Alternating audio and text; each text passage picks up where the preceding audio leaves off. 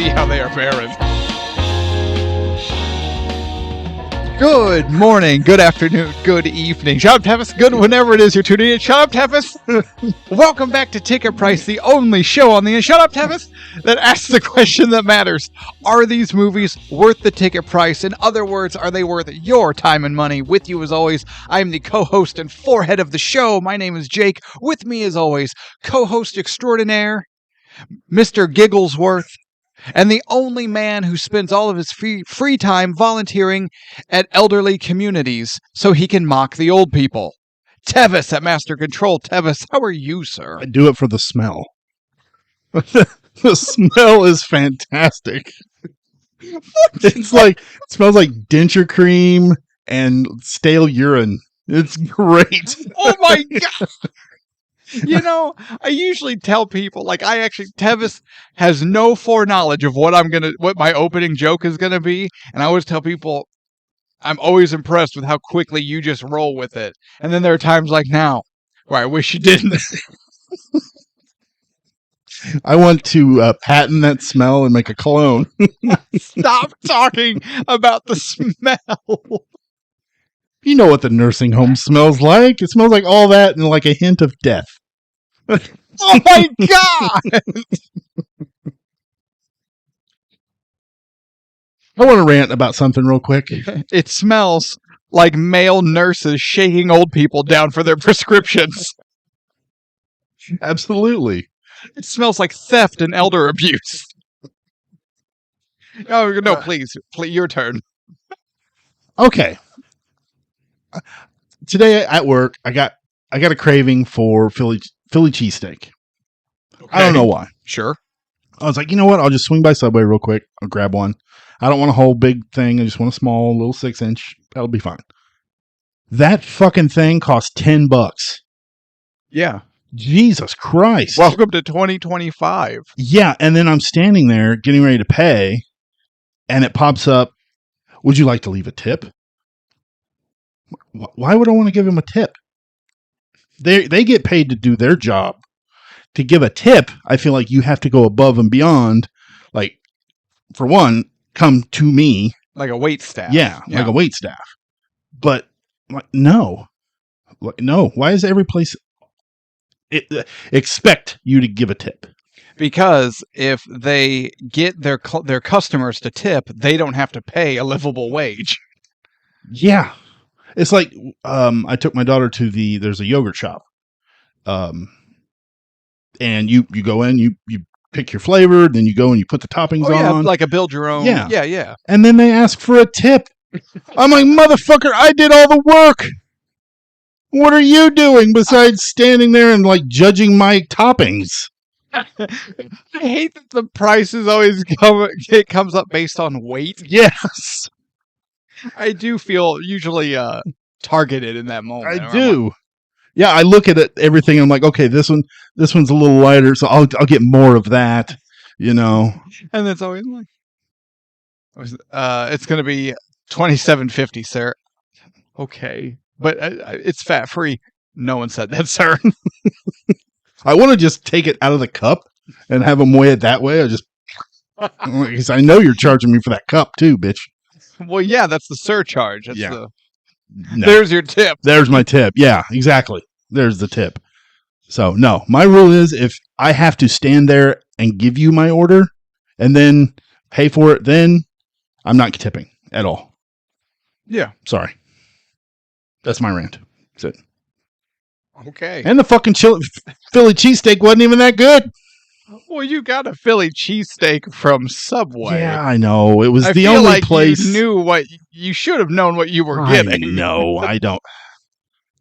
I felt dirty going in asking for that. I just and 100% you came out with the smell of bread in your clothes. Yeah, absolutely. Like, you come out of a Subway smelling like Subway for 2 hours. Yes. You know, I actually got Taco Bell for lunch earlier today. And for those new to the show and don't know me at all, I don't deviate from things once I'm like set in my ways. Like, I go to a restaurant or a fast food place or whatever. You get the same thing every time? I find what I like and I just order that until I die. Okay. Because then, I'm rarely, if ever, disappointed. Yeah, but everything at Taco Bell is the same. Basically, just yes. different shapes. That's true. But I don't like beans. Okay. So I get something without beans. Okay. Yeah. So, but here's the thing. When you just order one thing until you die, you know how much it is. Yeah. And the price had gone up from the last time I had ordered, and it had gone up like 43 cents. Okay, Grandpa. No, but here's the thing. This will mark the sixth price increase for the same items. Oh, shit. In 2 years. How much as your wages went up in 2 years? My Taco Bell order has gone up in price, both in total frequency and total amount, more than my wage increases. Yeah. Yeah, I see that. Yeah. It's bullshit. Late stage capitalism. Yeah, fuck this. So you remember the chart of the fall of the Roman Empire? We're like here. Picture a roller coaster. You're at the top, but then it starts to go, and we're in that. It's about to. It hasn't quite released yet, right? But you can look straight down. We're right at that precipice where like your stomach's up in your throat, and you're just like, huh? You're waiting for the drop. That's where we're at. Yeah. We're waiting for the drop. Waiting for that last car to pass for the complete bottom out. Yeah. Yeah. Okay. Oh. Well, speaking of dystopian futures. Co-host extraordinaire and master of the segue. What movie are we talking about today? Well, today we are going back to the year 1981 to look at Escape from New York. My man, Kurt Russell. Our man. Oh, yeah. Yeah. Okay. All right. Written by John Carpenter and Nick Castle. Directed by John Carpenter, red flag. Writer-director. Starring Kurt Russell and Lee Van Cleef. You're just going to leave it right there, aren't you? Yeah. Harry Dean Stanton. He's fine. Donald motherfucking Pleasence. No. And not in that way. He was fine. Yes. Adrienne Barbeau. Who? She played Maggie. No one cares. Oh, absolutely. She was in The Thing. She was? Yes. She was married to John Carpenter. Okay. He put her in almost every movie that he did. Now we know why. He wanted to show off her work. Her works. She was the voice, the computer voice. Oh. Yeah. Cheating bitch. And Ernest Borgnine was in this as well. Yes, he was. So there we go. I fixed it for you. Go ahead.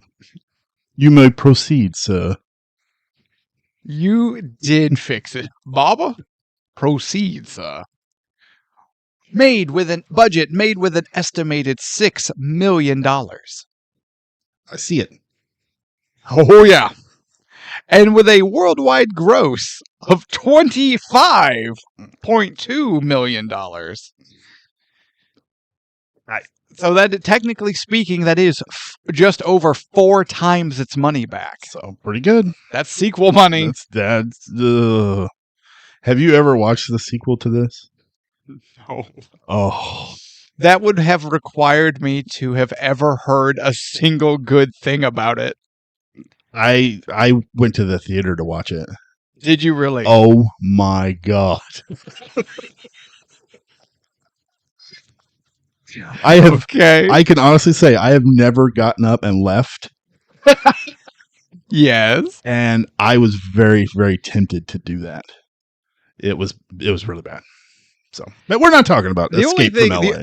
I'm not gonna lie. The only real thing I've heard about Escape from LA is Kurt Russell's actual in real life drilling those basketball shots. I think I did hear that. Yeah, but he looks really cool in the sequel. Yeah. Yeah. Like he in real life is just draining them. That's the best part of the movie. Much like Alien No. Resurrection. 3. Resurrection. Which one has the guy in the wheelchair? Which one has Ron Perlman? Resurrection. Because is that they find her and she's in like a gym and she does that like half court over the head behind the back. Absolutely. And Sigourney Weaver actually sinks it. Yeah, she did. And that's the one. Yes. 3. 4. 4. It's called Alien Resurrection. It Which is a one? flaming bag of dog shit on the front steps.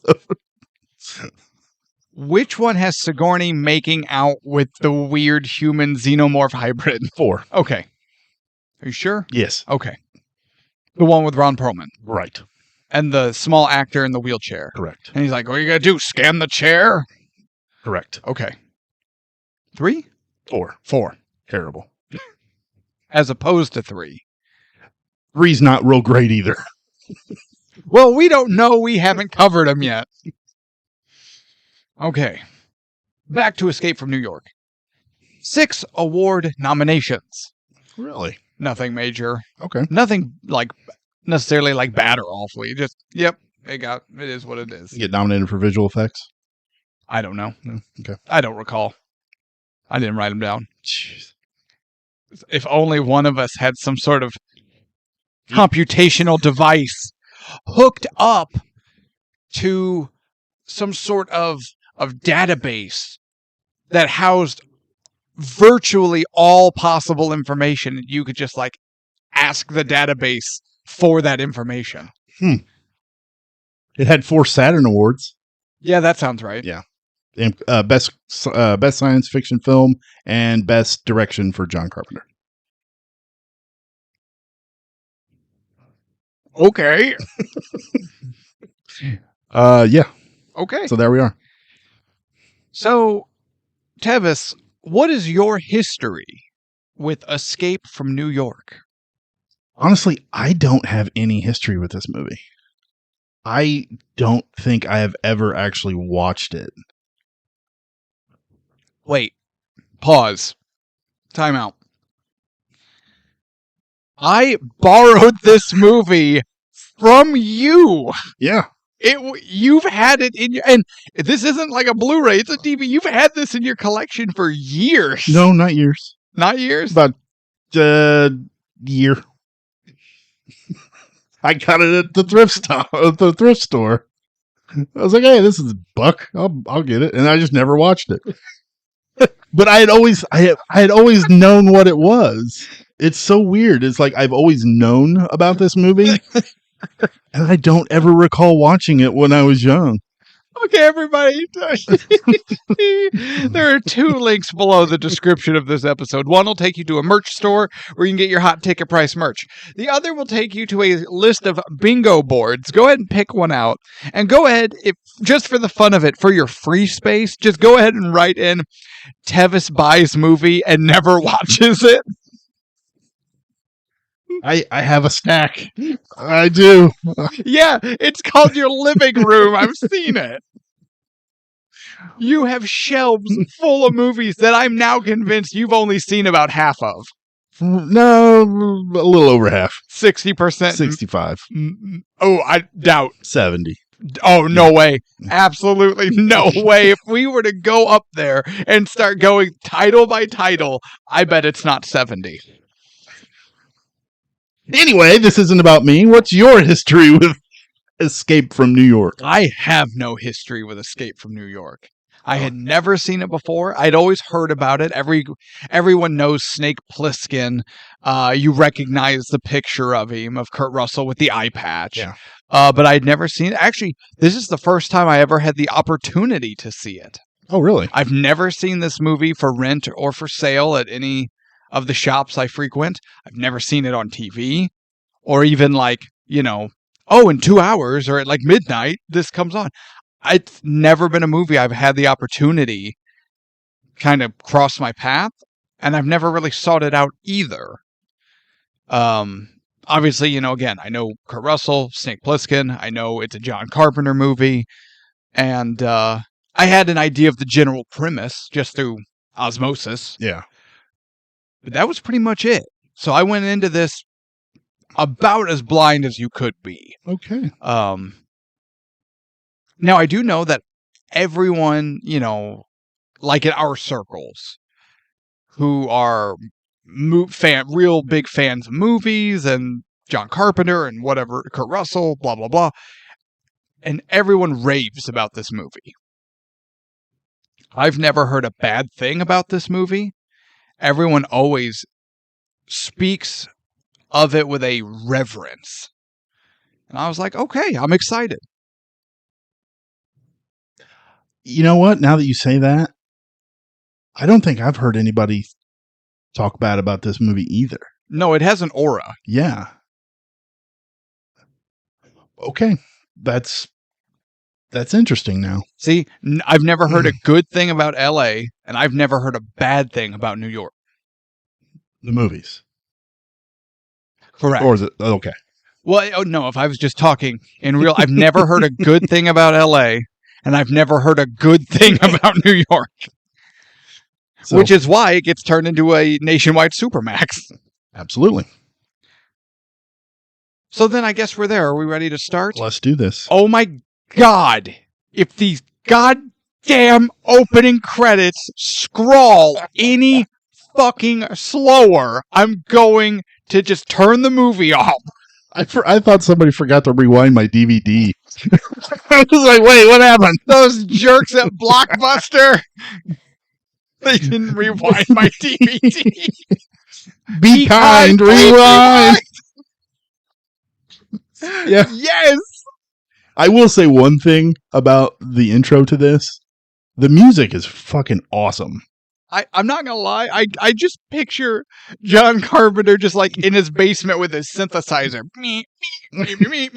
He's one finger in it, though. Oh, absolutely. I was also doing Foley for some reason, but that's the first song I think of when I think of a synthesizer. His music isn't complex.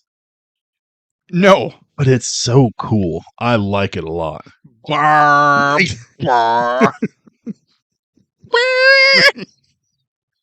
That's it.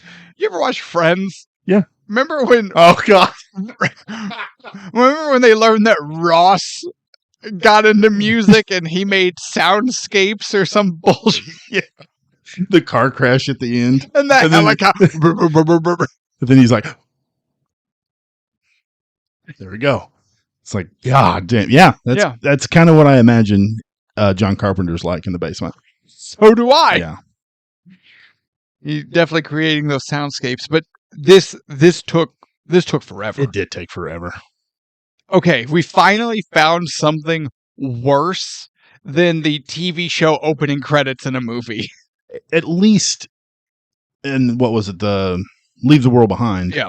You had some thing to look at. Yeah, that's what you had, something to look at. It's just black screen and names popping up, and I'm like, what is this? Is it over already? Did I miss something? It does. John Carpenter bookends this movie with the exact same black screen and names scrolling across. He just copy and pasted it. Yeah. He's like, let's copy the opening and just put it on the end. Yeah, that's all he did. Anyway, we get a blurb that in 1988, the crime rate spikes to like 400%. I could see that. And regular prisons unable to contain the sheer volume of prisoners.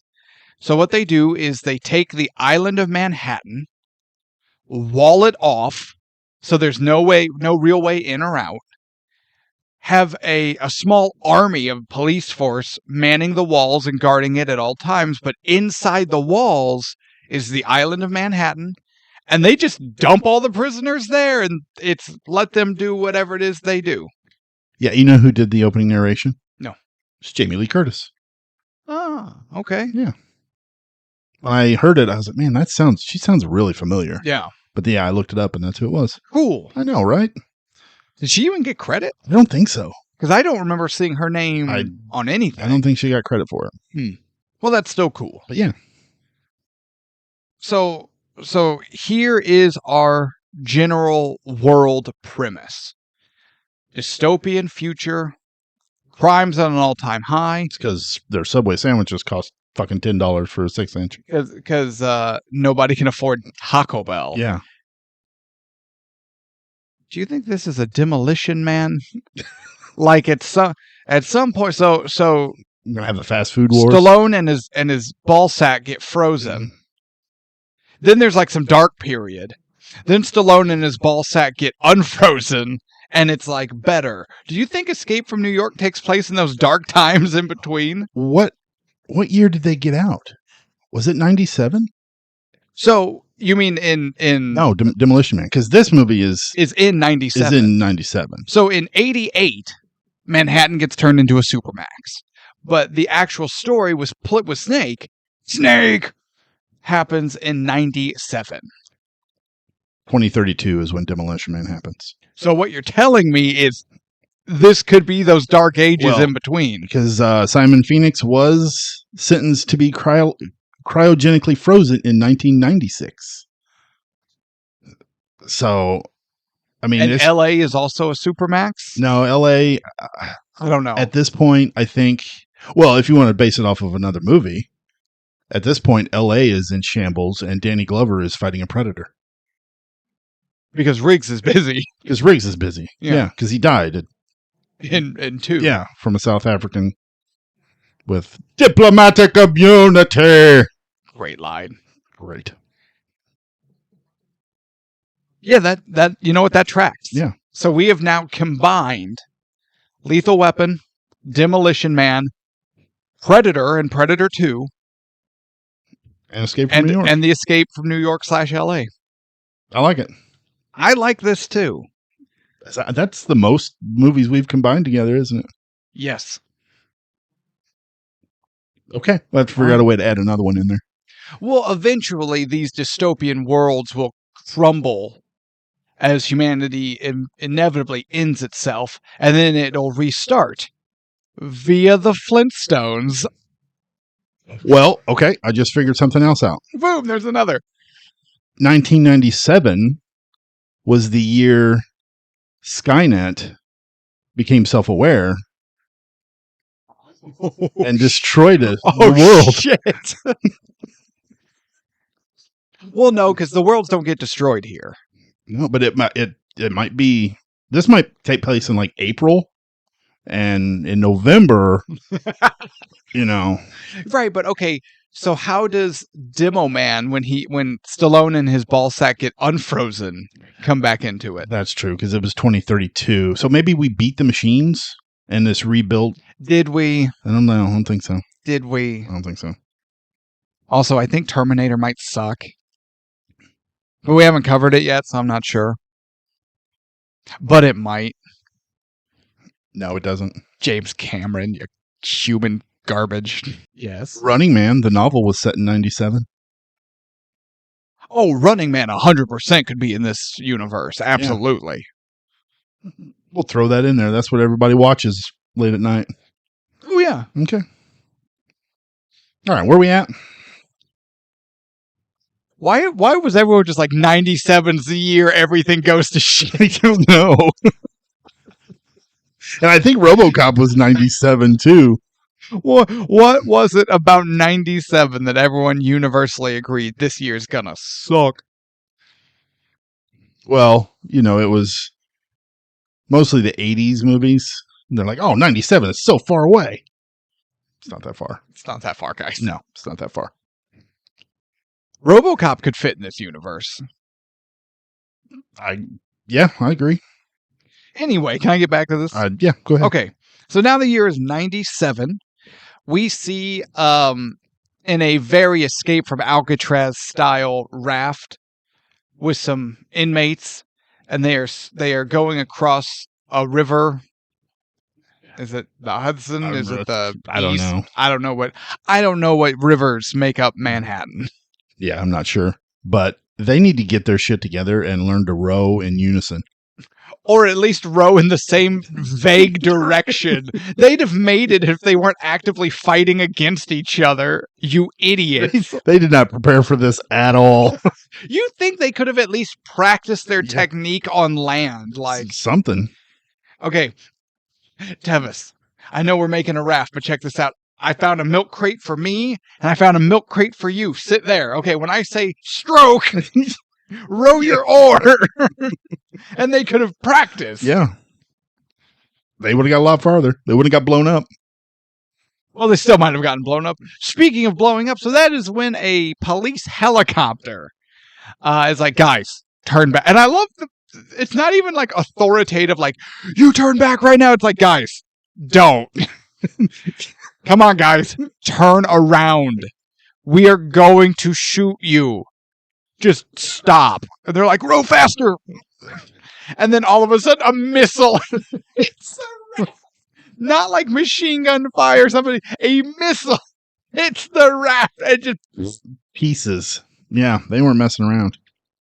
And that's how you maintain a perimeter. I don't understand what they were going to do once they got to the wall.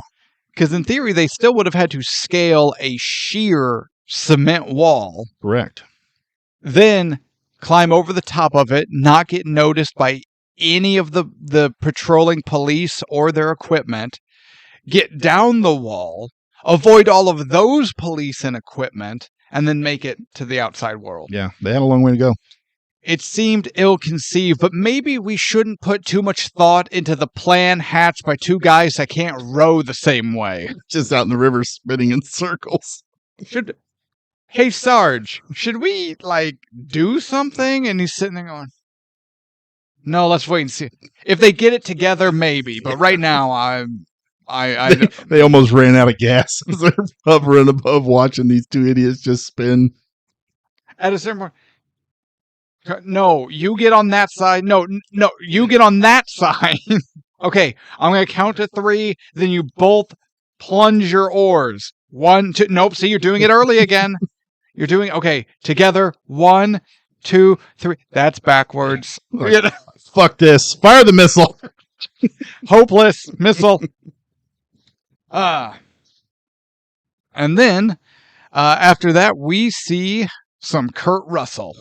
This reveal of our hero, kind of hero, anti-hero, is kind of bleh. It's underwhelming. Yeah. Because we realize that Snake Plissken is under arrest and is being processed and is going to be taken to Manhattan. I do like the fact that as they're walking through the checkpoint area, you could hear that lady on the PA where she's talking about, if you wish to just be cremated right now. Oh, yeah. Let us know and we'll arrange that. Yeah. Like, oh, damn. There's if you wish to just be cremated, turn left. If you wish to go to the island, turn right. Yeah. So I like that little touch. People you think are just like, oh, no, I'm not going in there. Oh, I'm sure they've had their fair share. Let's put it this way. There's a reason why the option exists. Absolutely. But I'm just like, oh, they're saying, oh, he's okay. He's all right. He's a prisoner or soon to be already. And they never super go into what he did. He robbed a Federal Reserve or some such. There was a deleted scene. Apparently it was supposed to open with him robbing a bank. Yeah. And they cut it for, I'm not sure what the reason was that they said, but I don't know. I like not knowing. But they mention it in dialogue. Yeah, the kind of. That he essentially, it was a Federal Reserve or some sort of big bank. And yeah. So yeah, I mean, if you're going to mention it anyway, then why do we need it? Why do we need to see it? I don't know. But, and even so, another big takeaway from this is as they're escorting him to processing, different people remark, careful with this one. He's dangerous. Oh, yeah. He has a reputation. Then we see an airplane. And an airplane has entered restricted airspace and is flying towards Manhattan. And the police can't get anyone on the radio. And then eventually they decode the call sign or whatever and learn that it's Air Force One. When they cut to that lady in the cockpit, Yeah. and she's giving her speech. Oh yeah, she's reading her. She's trying to fly the plane with her notepad out. I'm like, oh God, stop. Her. Okay, 100%. She was calling that a manifesto, right? Oh yeah, I'm sure. Yeah.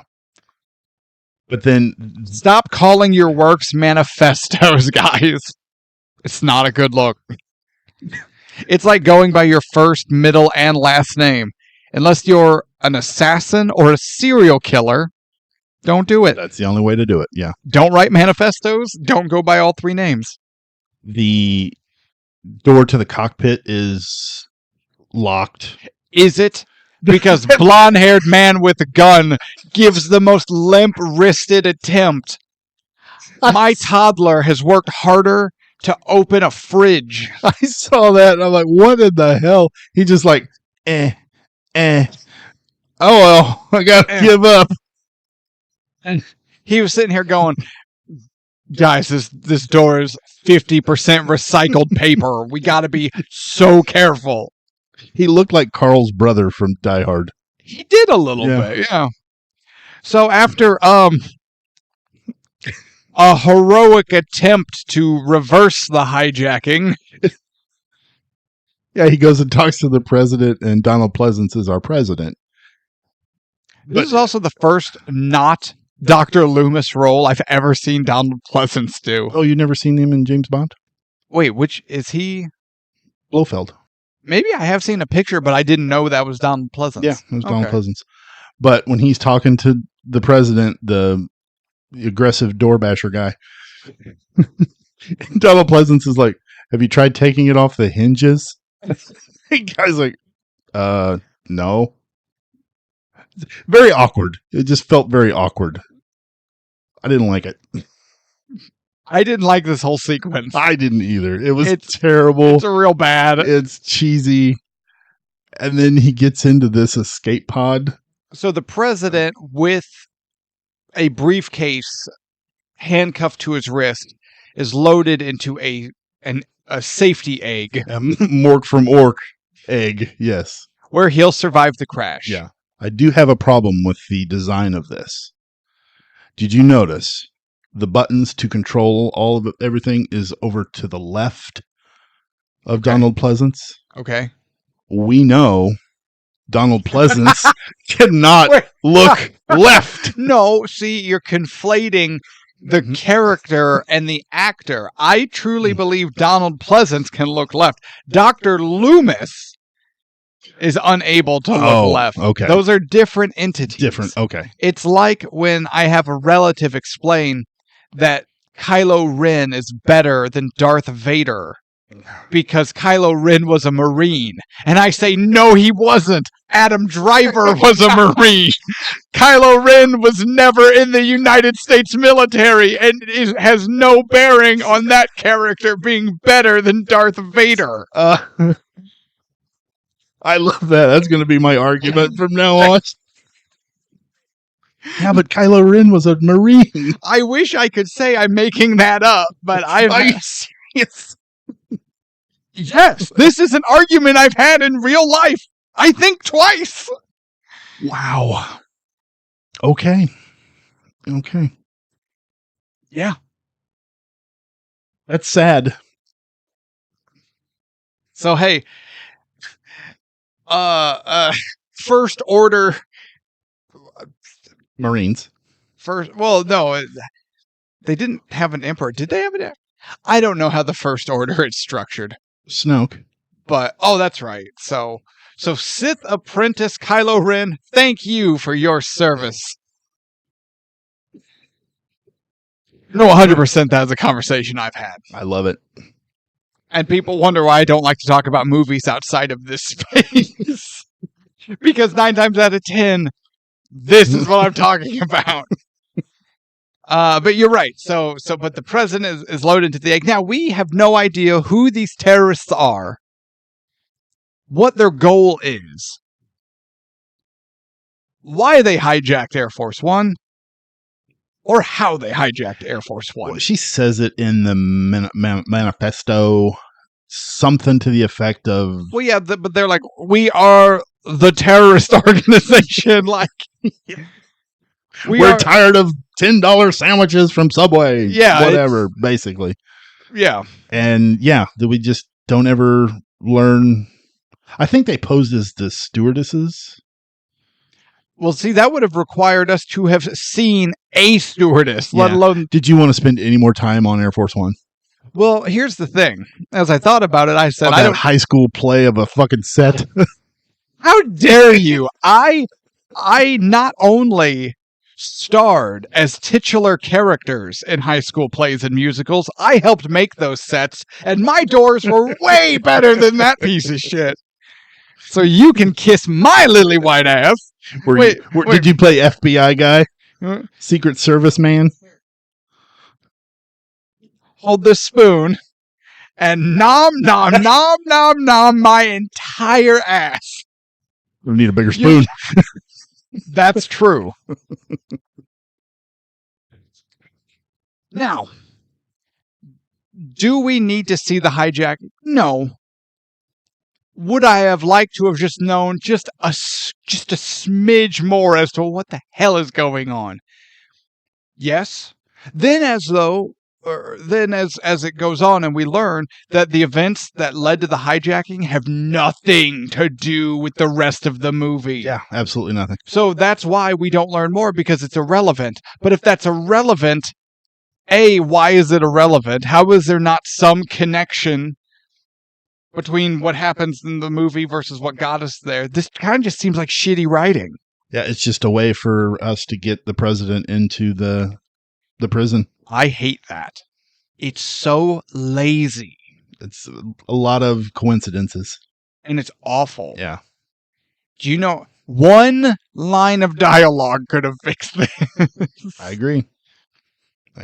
We've got to get him to Duke. Done. There you go. The rest is connected. We're literally done. Anyway, the plane crashes. Now, there's a shot where it appears as though the plane is going to careen into one of the World Trade Center towers. That shot does not age well. How disturbing was that? Now, luckily, it does not. It crashes into a building like across the street from the World Trade Center. So when I was watching this and that scene came up, you texted me a picture and went, "Oh no!" And you didn't even see the plane. You saw the special effects look terrible. Yeah, I couldn't see the forest because of all those damn trees in the way. Yeah, and I said, "Do you see plane heading toward tower?" And then I went. I'm not gonna lie, I didn't even see the World Trade Center towers. Really? I was looking at that shitty cutout of the guy on the wall. Oh, it was awful. That was awful. There's a lot of that at the beginning of this. Yeah, I know. I watched it. So, plane goes down, everyone dies except President Pleasence. Well, yeah, he was in the Mork pod. Yeah, and the egg. Yeah. What was his name? Mork? For Mork? No, the president. Donald Pleasence. Thank you. I think his name is just President. There's a little spider right here working his way up to the ceiling. Come on, little guy. Oh, he got tired. Oh, no, he's going down now? Yeah, This has been Bug Talk. All right. So now, the police go in to secure the president, where a tweaker comes out. Romero. Sure. That's his name. Tweaker Romero comes out, and he's like, "Hey, guys, here's the thing. Kill me, the president dies. Stick around, the president dies. If you're not airborne in 30 seconds, the president dies. And if you think we're kidding, here's the president's finger." Yeah, and that's all he says until I can't remember the guy's name. Hawk. Lee Van Cleef. Yeah. tries to say something to him, and he just counts down. I like that. Like 29 seconds, 28 seconds. I like that. Yeah. But this guy, he looked like Steve Buscemi. A little bit. But he sounded like Nick Cage. It was very distracting. Now that's a combination made in hell. Yes. So Lee Van Cleef gets an idea. We need to get someone on the inside who can find the president without rousing too much suspicion. And we just so happen to have one particular asshole making his way through processing as we speak. So they get Plissken, and they basically give him the rundown of, all right, you are going to, the spider is on my notebook. He's reading. Leave him alone. He doesn't have many notes to read. But they come up with a plan. They're going to get Plissken in, and Plissken has 24 hours, find the president and the president's briefcase, extract the briefcase intact, the president alive. Before the 24 hours is up, he gets to be a free man. Yeah, because what? The president has to address a summit hearing about... that has like China, Russia, and some others maybe, but I think China and Russia are the ones mentioned. Yeah, and there is something about nuclear fusion? Yeah. Nuclear. Nuclear is not a word. Nuclear? Sorry, George W., but it's not a word. Okay, nuclear. That's what I said, nuclear. Remember in Get Smart? Did you ever see Get Smart? Yeah. With Steve Carell? Yeah. That's a joke in... Is it really? The president keeps calling it nuclear, and at one point, Alan Arkin's character goes, nuclear! It's been a while since I've seen that, and I've only seen it once. I have so many people, just, they pronounce it nuclear. Nuclear. I'm like, that's not a... Nuclear. It's nuclear. That's what I said, nuclear. Idiots. Plissken agrees because he realizes he has, honestly, no choice in the matter. Then they give him some injections that are going to help him stave off diseases he may encounter in Manhattan. Come to find out that wasn't totally true, as they give him the injections and then immediately tell him that they have implanted tiny explosive devices in each artery in his neck. Yeah, you don't want him trying to get away. So if, we're giving you a glider to make sure you don't just go for Canada or something, these will explode and kill you. Yeah. Just blow your entire neck out, apparently. So now he has even more incentive. And also then they also tell him, not only that, but should you fail in your mission in any way for any reason, these are still going to go off. Yeah. The device that he has on his wrist, the timer, is goddamn huge. It looks like a Pip-Boy from Fallout. It does. I'm like, do you think maybe you're in the future, you could shrink some things down a little bit? Yeah, but this is still that series of like 80s movies where late 70s did it too, but like it's futuristic technology based off technology they had at the time. Yeah. So it's supposed to be futuristic, but everything is this giant. It's like the phone that Hawk uses. Don't worry, I got my laptop.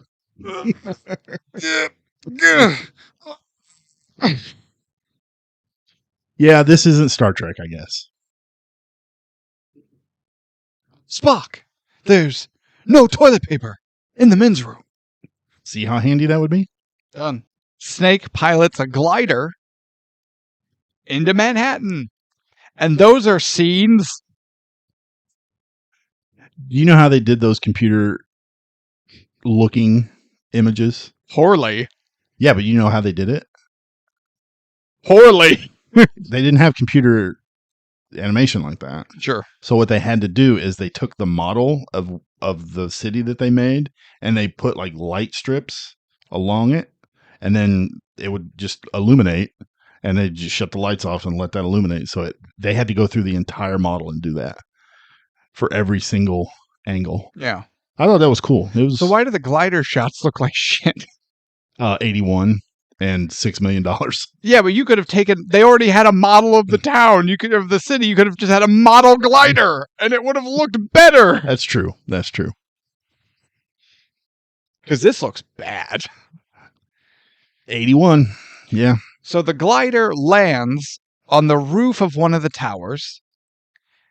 Then there's an elevator that the police keep power to for emergencies. It takes Snake to floor 50, where he then just has to hustle down the stairs for the rest of the floors.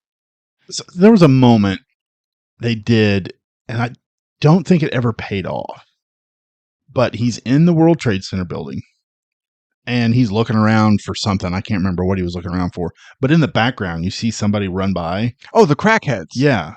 And you don't ever see them again. No, you see the crackheads throughout. Well, not until he gets out of the building. Oh, yeah. I'm like, I wanted something there. Like, give me some more tension in that building. Or if you didn't want to show, because if someone runs by in the darkness, you feel like that's leading to something. Yeah. Just have extras. Have crew just in drab clothes sitting there. So you're like, oh, yeah, this building's occupied with people. Yeah. That makes sense. Yeah, it just felt, I don't know. But no, there was one crackhead in the background. Just, and then like, oh, crackhead. I felt like Dave Chappelle. Crackhead ran across trees. Like Crouching Tiger, Hidden Dragon. Y'all got some crack? So, were they the underground? Was that one of the underground people? No. No? Okay. Because they were above ground. Yeah, but I didn't know if they were up, because the underground people come above ground. At night for raiding. Yeah. The raid hadn't started yet. Oh, okay. No, I think that was just a normal crackhead, not a cannibal crackhead. Oh, gotcha. Not the worst of the crackheads. Correct. Okay. This crackhead hadn't broken down enough to be forced into the sewers. That's fair. So, Snake hoofs it down 50 flights of stairs and makes it street level where he finds the crash. The pod is gone. The president is gone. Everything is gone. And now he's just going, well, shit. What do we do? So he's kind of following. He ends up getting a tracking blip on his giant wrist thing.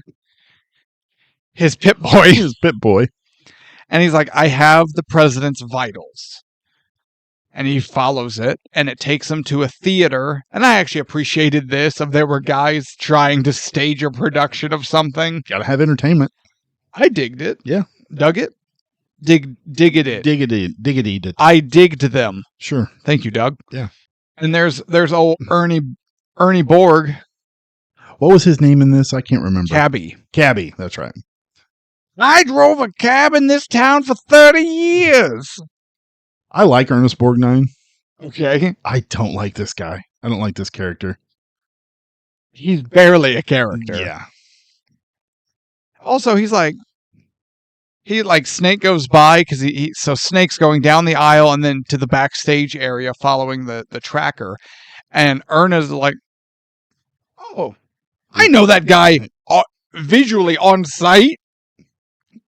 Oh, everybody knows Snake. Also, we learned during the processing and when they're making this deal with Snake that he's ex-Special Forces. Either he had a way more illustrious crime career that we're not aware of for everyone to know who he is, or the U.S. government is way too open about the members of their Secret Service. I want to say the crime career was probably his highlight. But we don't know. He robbed a bank. Got caught. I don't know. Yeah, but that allowed him to be recognizable on site in poorly lit buildings. Look at him. He's got the flowing hair and the eye patch. His hair is beautifully coiffed. It is. It's fantastic. At all times. He had better hair than every female character in this movie. Yeah. Yeah, I agree. Probably Probably not a lot of, Pantene or anything in the New York area. Probably. You don't think that's in the supply crates they drop in? I don't think, no. L'Oreal's not on the list. Inhuman monsters. So Snake, ultimately, he ends up going down into the subterranean basement levels where he comes across some people. He handles that business. Yeah. But he finds the president's tracker, and it's just on the wrist of some crazy Morlock person. Sure. And he's just like, where did you get this? I don't know. I just woke up with it. It's supposed to be the president. I knew this would make me president. Like, I shoot him. Shoot him. Please do. Yes. And that's when Ernest Borgnine was like, Snake, what you doing, man? You don't want to go down there, Snake. You don't want to be in the below grounds. From here on, I kind of my eyes kind of got glossy. So I have about 40% of the amount of notes I would normally take, because I too entered a glazed over stupor where I just watched in utter disbelief. I'm not even gonna lie, I was bored. Well, we're not there. Well, we are there yet, but because here's where my notes. Weird hair Romero guy looks like Steve Buscemi and sounds like Nick Cage. And then it jumps to Ox Baker in the ring with Snake. You're jumping too far ahead. You can't talk about Surprise Ox Baker until we get to Surprise Ox Baker. Okay. Although I can't imagine this is much of a giveaway, because let me know in the comments if you have any idea who Ox Baker is before we talk about it. I bet there's no comments. Master of the heart punch. Master of the eyebrows. And the mustache. Yeah. Anyway, Snake goes topside again. He's not sure what to do. He goes out into the street again, where all of a sudden there's just some crazy hunched over man tapping on manhole covers with like a club. And then the people start coming out of the sewers. I'm like, oh, this could be cool. Yeah. And then he like avoids them. Yeah, there's a chase. There is? Kind of. I guess. And then he kind of makes his way. There's a small chase. He blows some dude's hand off. Yeah, I forgot about that. And then he makes it into like an old restaurant where there's some woman hiding in a dark corner. And she's just like, hey, you got a cigarette? And he turns, he's like, who the hell are you? And he's like, I'm just waiting for morning, man. I got stuck here. I'm not going to bother you. Do you have a cigarette? So he gives her one. And she's like, oh, these are real. Are you new? And then she like lights her cigarette. She's like, hey, you're Snake Plissken. Your social security number is 469. I thought you were dead. That's what everybody keeps saying. Yeah, everyone's like, I thought you was dead. And it's like, hey, how does everyone know him? This irks me. Does it? Yes! He's a popular guy. Do they get newspapers? Look at the hair and the eye patch. Everybody knows him. But they would have had to have seen something for a reference, is what I'm getting at. Yeah, I don't know how these people that have been locked in here for so long. Henry Cavill is one of the most identifiable and sexiest men walking on the face of the earth. Absolutely. But if you had not seen him in a movie, you wouldn't know who it is. You would just go, my God, he's so big and attractive. But you wouldn't be like, that's Henry Cavill. Henry, let's play Warhammer. Like, you wouldn't know.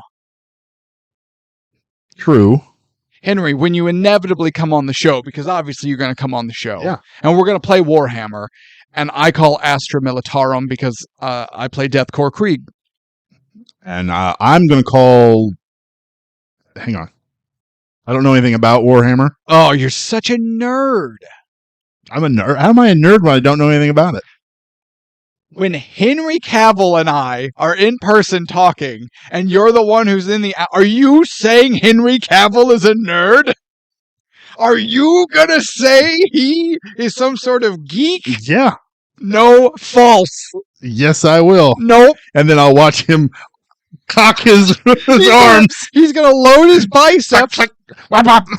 He's going to pummel you to death. And I'd be like, we should have made him a servitor. Yeah. Sure. And this is why Henry Mother effing Cavill will never be on the show, because you're not cool. I will learn about Warhammer. Specifically 40K. Okay. I'll put that in my notes.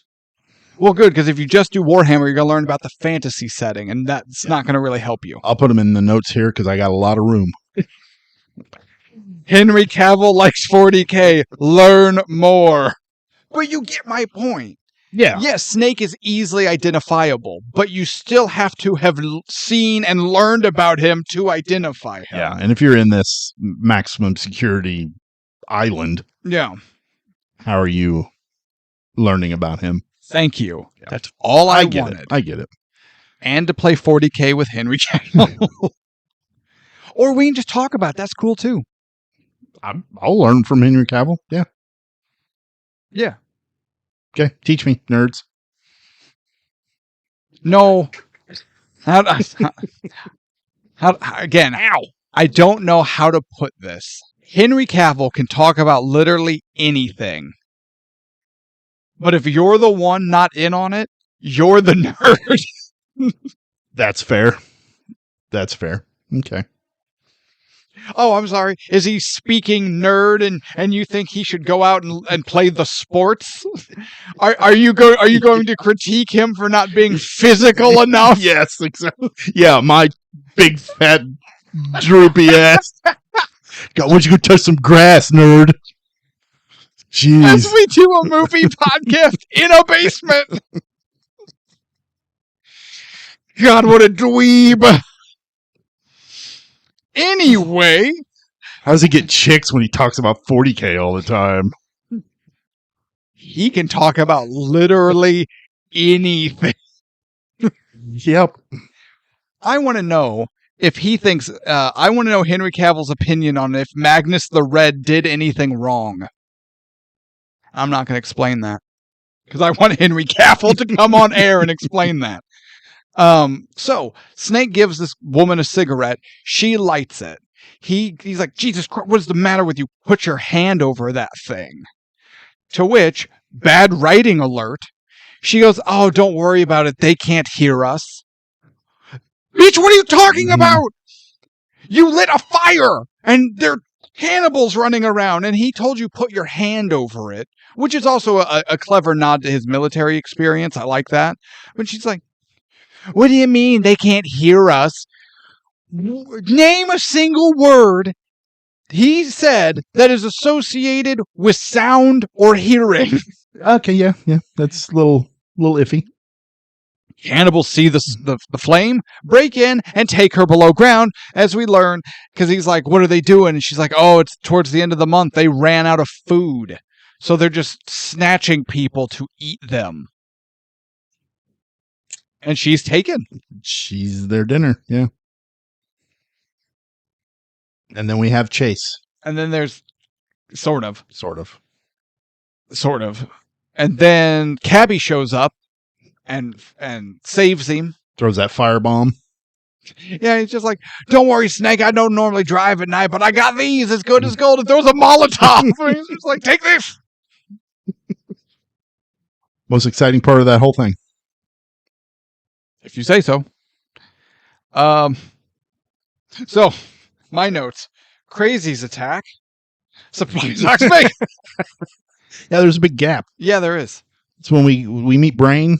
Harold. Brain. Yeah. Harry Dean Stanton. And Mags. Yep. Is she a butterface? Oh, no. Okay. No, I had a huge crush on her when I was a kid. Really? Oh, yeah. You have a suspect list of childhood Hollywood crushes. Yeah.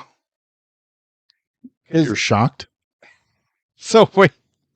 Your two were her and the first April O'Neil, whose name I've forgotten. Well, Adriana Barbeau was in the 80s. Yeah. So, that was, yeah.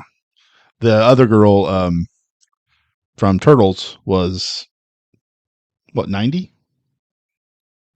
Sure. 90? Yeah. So there's a little distance there. Yeah.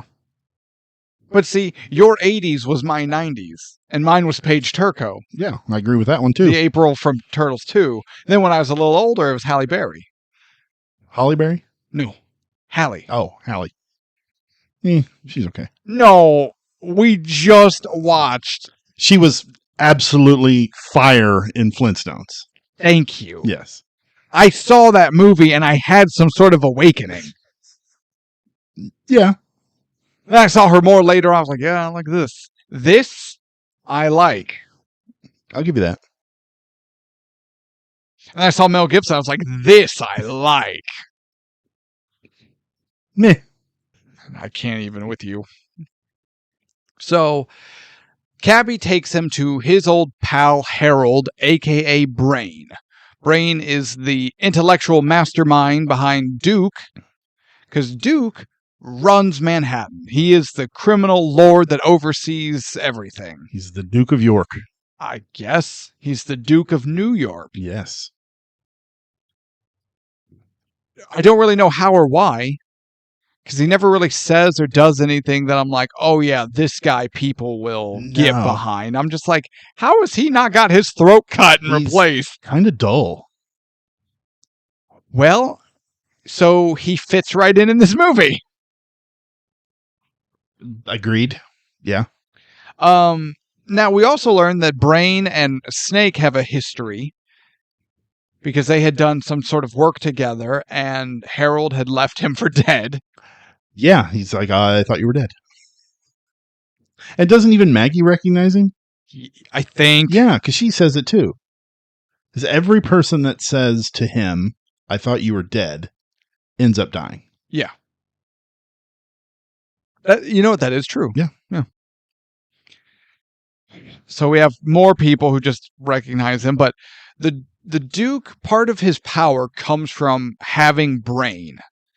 Because Brain makes the generators. He makes a damn oil pump. Yeah, he has an oil pump in his apartment or whatever. I didn't know there was mineable oil under Manhattan. Apparently we're missing something. Unless he's tapped into like a gas station tank. Could be. Yeah. Like a supply tank. Never thought of that. But I don't know how they do all that shit. So. No, it's in the background. It never really. But he's the brains that supplies Duke with tech, and that fuels his power. And the chandeliers. Actually, I thought the chandelier headlights were actually really cool. I did too. I went, okay, that pops. That is just over the top and dumb. Yeah. And I like that a lot. But it was the right over the top dumb. Because you were just like, that's cool. That's in that environment, that would be considered classy, I think. Yeah. So can I speed run this? Absolutely. So, speed running the plot. Snake convinces Brain and Mags to assist him, and in assisting him, he will help get them out. But they've got to rescue the president. Duke has the president, so they're going to betray Duke. Correct. In doing so, the rescue goes poorly. We also learn that the president has been tortured and beaten. A little bit. They are so Snake ends up rescuing Duke after taking a crossbow to the leg, but they're all recaptured. Mags and Brain kind of talk their way out of it and aid in the second rescue attempt, while the president is further tortured by Duke, and he's like making the president say you're the tops, you're the king of New York, like that sort of stuff while shooting at him. Also, they take Snake's gun. This has got to be the only real working gun in there. Duke has it. That should be a huge bonus. It has wildly limited ammunition. Yeah, and he's just firing away. And he's firing indiscriminately at the wall to torture the president. Yeah, he's not... How has no one cut his throat and fed him to the cannibals? He's not very good with resources, is he? Apparently not. No. That's all the hallmarks you want in a ruler. Poor management. And Snake is thrown into a wrestling ring where he has to fight the undefeated champion. Whatever the hell his name was. Man. big man. I don't remember what his name was. I don't either. Because He might not have had a name. And surprise, Ox Baker. This man is terrifying. Yes. And I like it a lot. So, Ox Baker is an old-timey wrestler. Not like 40s, 50s old-timey Slag. wrestler. Yeah.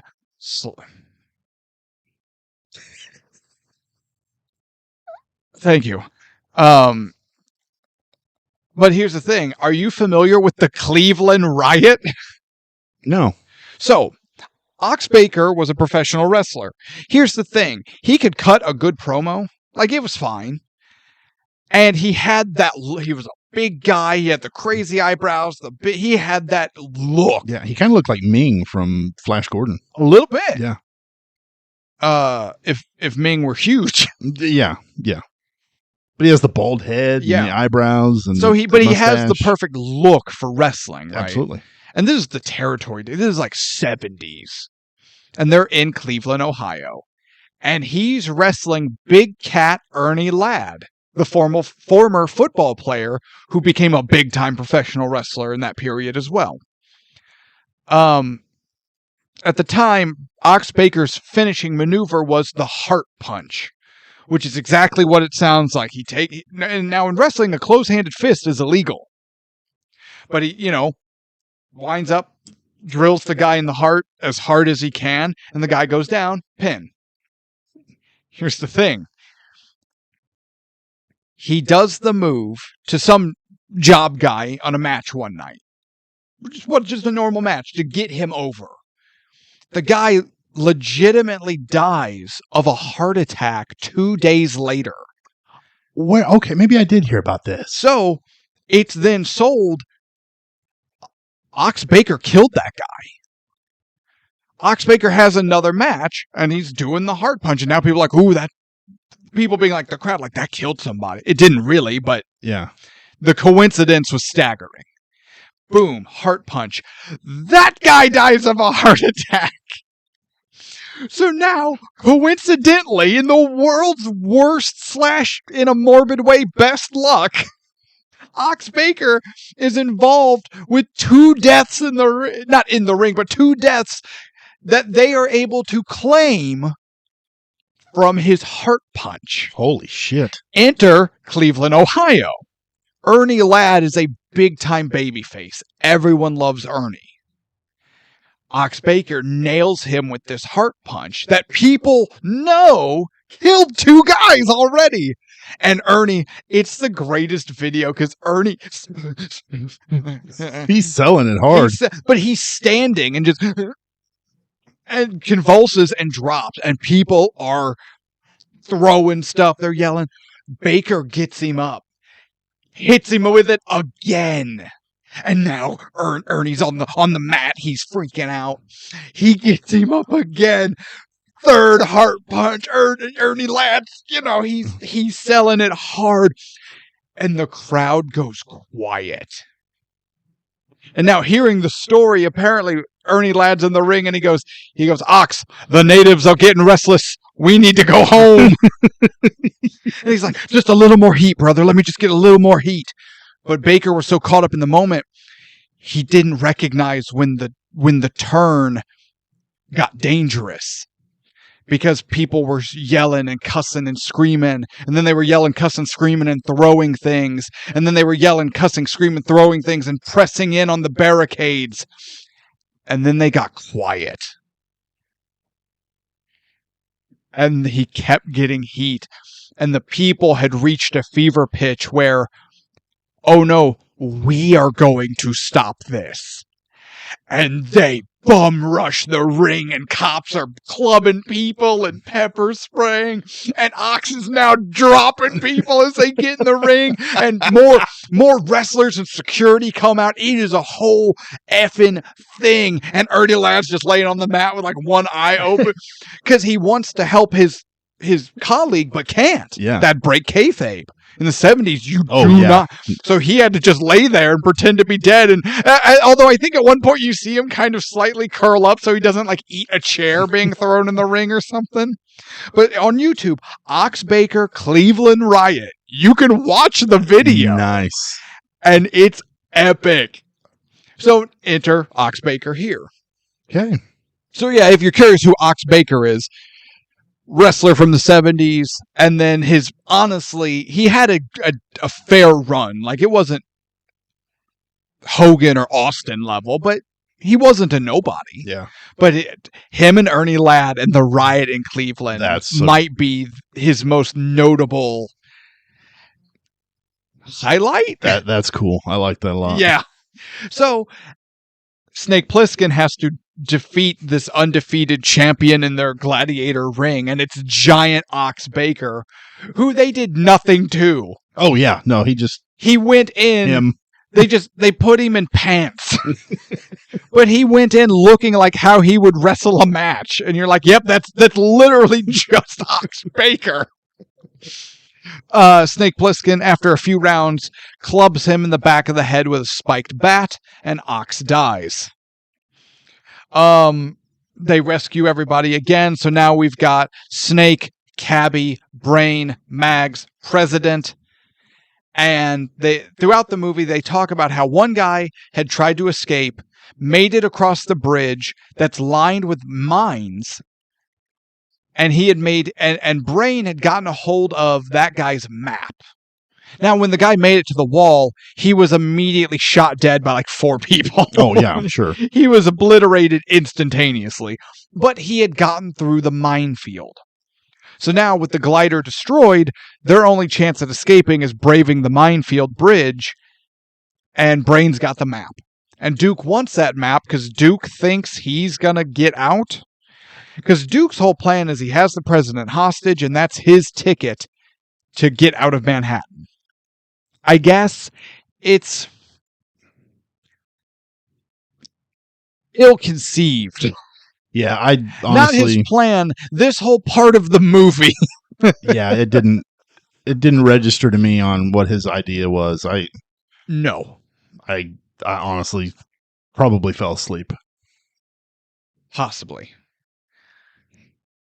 So, they, being our main group of 5, brave it. Brain's yelling out where the mines are, and also for a mine-covered bridge, this thing has like 3 mines. Well, they miss all of them. Right. Yeah. And there's none in the big gaps where the cars can go. Right. Yeah. Okay. I'm fine. Totally fine. This doesn't bother me at all. But they hit a mine, the taxi cab is blown perfectly in half, and Cabby dies. When this happened, I thought I was watching Police Academy. It had that look to it, yes. That's what it felt like. Yeah. And honestly, if Cabby wouldn't have died, then that's what I would have taken it as. This is a Police Academy movie. It could have easily been. But even with Cabby dying, I'm like, I didn't really care about Cabby. You just go, oh no, Cabby. Yeah. No. I don't care. Snake! Cabby! Colonel, my driver's dead. He wasn't even driving. Oh, that's right. No, Snake made him get over. Yeah, get over in your own car. GTA mother. They're on foot. Brain is still trying to yell out directions, which no one's listening to him. Then, of all people, he steps on a landmine. I kind of laughed. Yeah, because he's comically blown into the air. Yeah. And these are the least gruesome mine-based deaths I've ever seen. But his Brain's entire body just lands on top of a car. And he's perfectly intact. That's what I'm saying. Yeah. He's just full body. Just, I hit a mine. And then Mags is like, no, I loved him. Snake, you and the president go. I'm going to use this gun and I'm going to kill the Duke. And I'm going to save everyone. I loved this. This might be the best part in the movie. So she's like standing there and she does have her own gun and she's trying to shoot Duke. And Duke is just like, to hell with this, and guns it in his car and just runs her over. How did his car make it through the mines? Luck. If he made it that far on luck, he didn't need the map. Luck.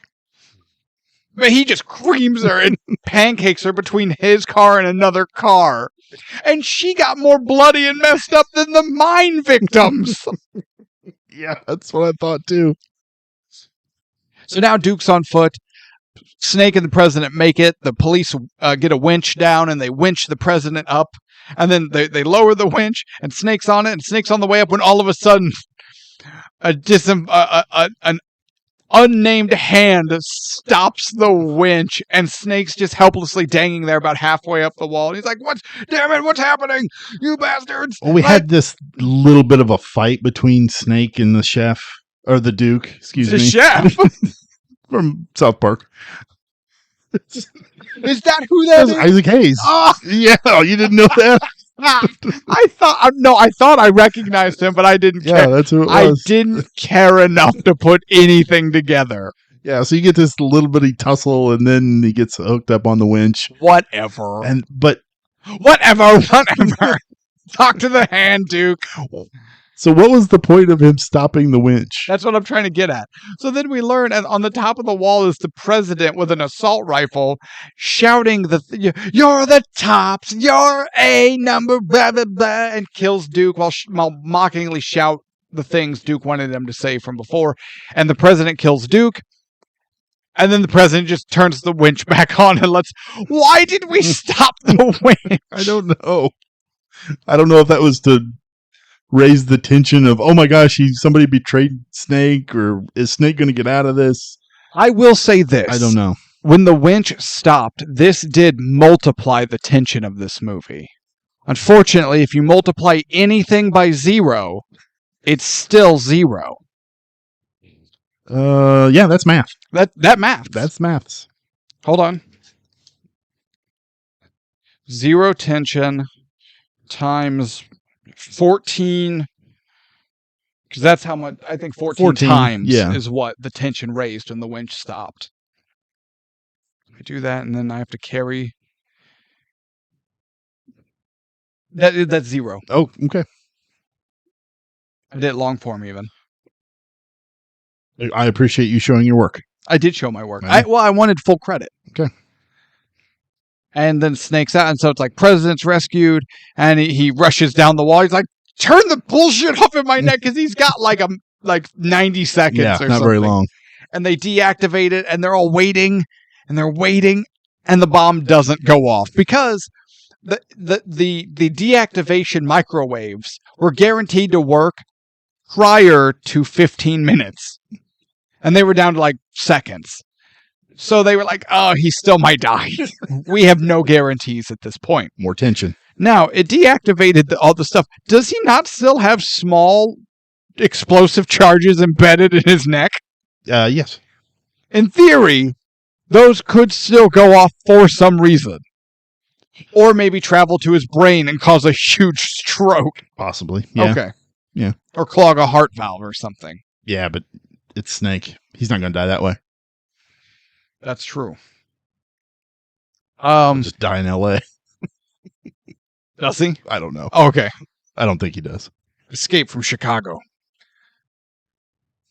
So the president gives a speech, but before he goes on air, Snake asks him a question regarding, we got you out. He's like, "Yes, I want to thank you." Yeah, but we lost a lot of good people along the way. Yeah, they lost 3 people who did very little, unless you're Cabby and you did nothing. Hey. Cabby died in the passenger side of his own damn cab. Someone, for the love of God, respect Cabby. Because I don't, and Snake didn't, and the president didn't. He threw a Molotov cocktail and saved Snake. I guess. Yes. Okay. But I'm just like, Snake is weirdly attached to the group he had, yeah, for 5 hours. 5 hour, whatever maybe. It was. Yeah. I mean, I think at the end of it was 20. No, it was 22 hours before he even took off in the plane. By the time he got to the ground floor at the World Trade Center, it was 18, 20 hours left, something. 15 least amount. I'll give you 12. It's my final offer. I don't Final offer! Where's the tape? Pull it up. I know there's a scene of his big stupid watch.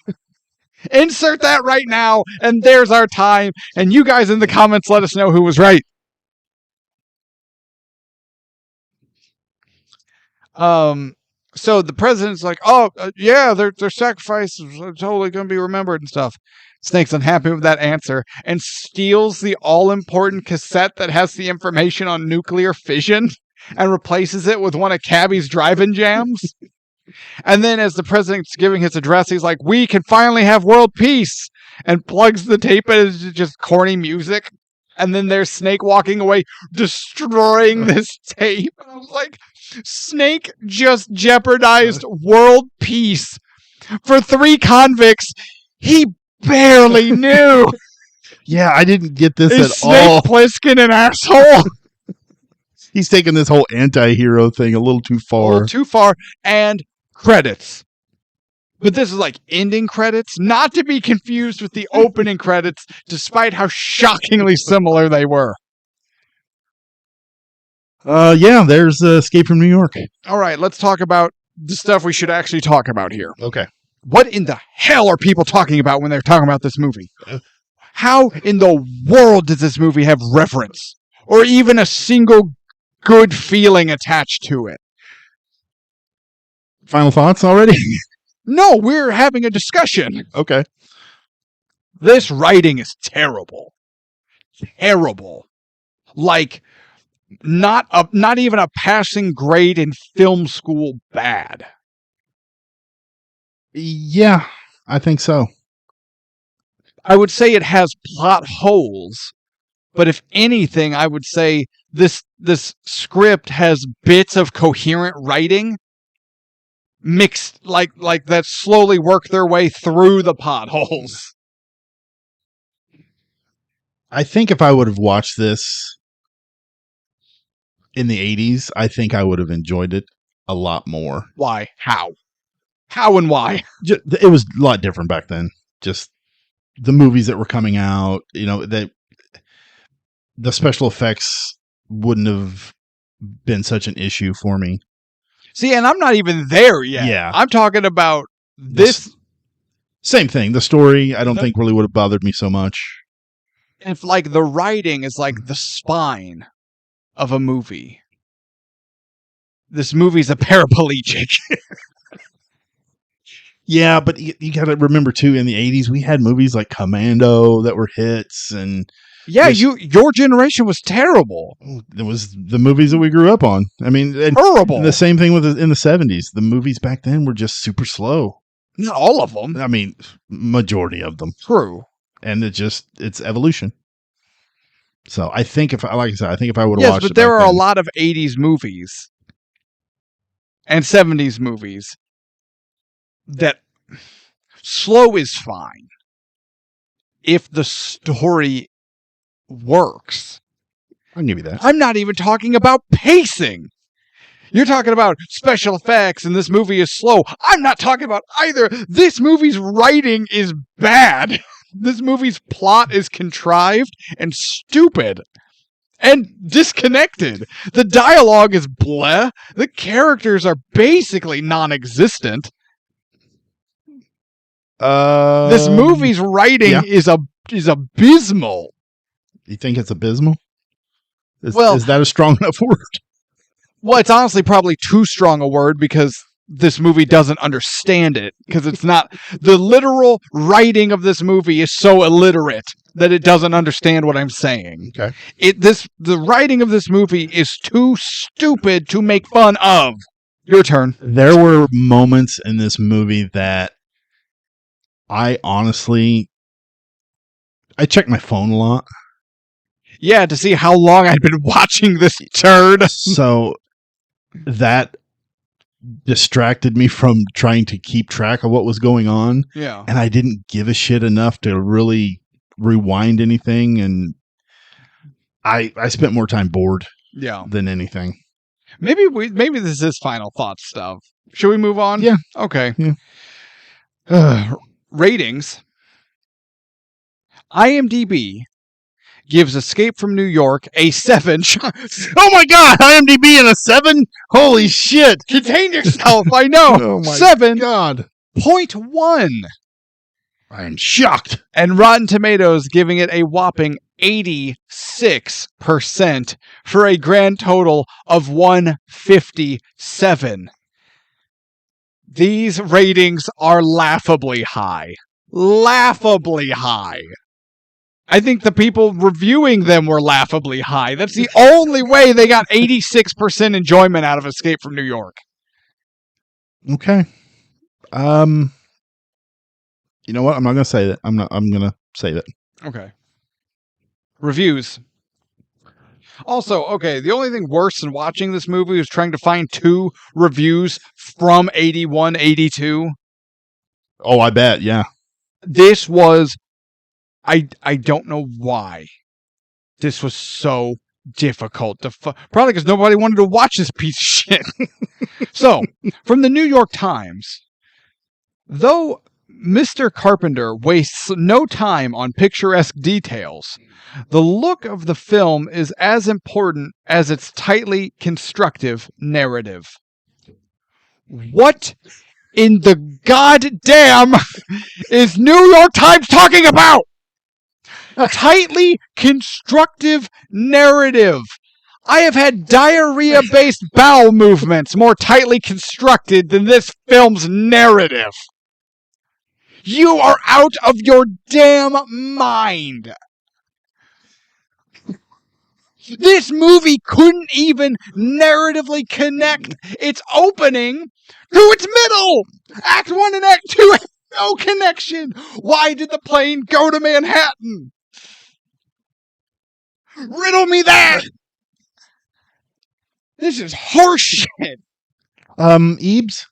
No Ebes. No Ebes. No Ebes. Shit. Okay. Well, actually, I say that. There was one for LA. I think there was a like 5-minute or there was an episode of At the Movies. Yes, I do. Where I believe Siskel and Ebert talked about it for a little bit, but I did not watch that. Sad. Now, The Hollywood Reporter, however, it's the film's incessant action, along with its high imagination, that will spell out the success of Escape from New York. Incessant action? What in the goddamn are you talking about, The Hollywood Reporter? What incessant action? A plane kind of crash that you don't really see. So, some mongrel, something cannibal man gets a hand blown off in cartoonish fashion, and Max gets obliterated by a car. Incessant action. I would have given an eye and worn a Snake Plissken eye patch for this movie to have any action, let alone incessant action. I'm not even asking for incessant action. I'm asking for literally anything to happen, please, God. Final thoughts? We're not there yet. Incessant action. I was about to make a really vulgar hand gesture, and I didn't. You're going to have to put a censor bar over my entire side of the screen. I am so irate.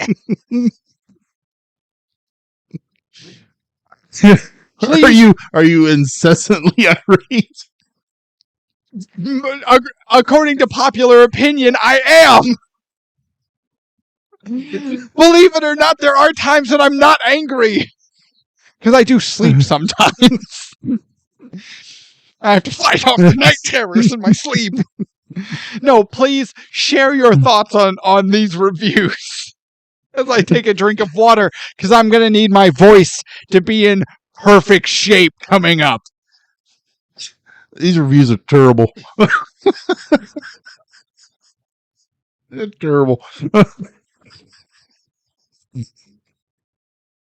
Thank you for not spraying me. I appreciate that. I'm dying. Oh, I didn't even think about getting bukkakied when I said that. So thank you. I almost went full Triple H. Have you seen that reel or whatever? Where it's like when muscle memory takes over, and they're like at like a, I don't know if it's a court hearing, but it's some sort of really official meeting, and you see Triple H in the background take a swing, and then he comes up, and he goes, Yes, I did see that. Yes. yeah, he forgot where he was from. Oh, what am I doing? You're talking about, The you can reviews. talk about the ratings, the reviews, whatever you want. I just need you to talk for a little bit. I don't understand either one of those reviews. Like, were they watching the same movie? Did they have a head injury before they wrote that? Or I'm baffled.